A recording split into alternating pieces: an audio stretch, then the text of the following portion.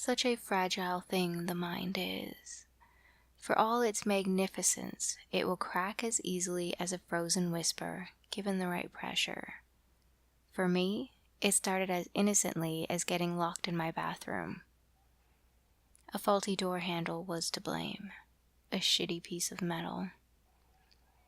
It was a particularly hot shower that night, and the tiny room was filled with the stagnant, wet air. The muscles along my spine heaved to bring the slightest hint of fresh air into my lungs. Hot, wet air I breathed. I wasn't just in a panic. I was the embodiment of the word. The walls seemed to close in, and I broke. Nausea twisted my guts until fear took over, and with all my strength, I broke the doorknob with my bare hands. I scrambled into the dark hallway. Fresh air rocketed into my lungs like the vacuum of deep space into a punctured hull. It was then I realized of what I was truly made. I couldn't fall asleep for many nights following. When my eyes shut, the nausea and panic returned.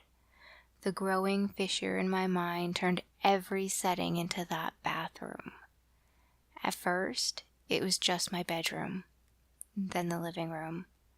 Finally, I wasn't even safe from myself in my own home.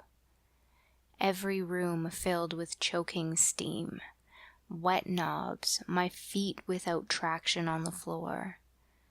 The remnants of my sanity assured me it was an illusion, but the panic was crippling. I started sleeping outside. That's when I realized what being trapped truly meant.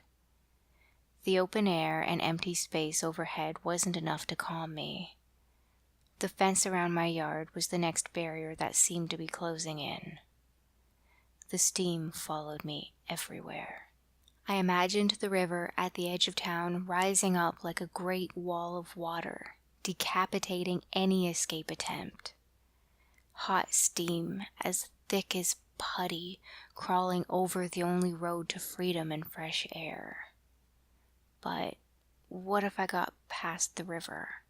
What then? More land, more rising hills, avalanching steam, more hot breaths, more crying lungs. All passable roads would eventually end at the ocean. The broiling ocean and its suffocating waves. I would surely drown just looking at it. The blackness of empty space was my only hope. I could escape to where nothing exists. My mind cracked.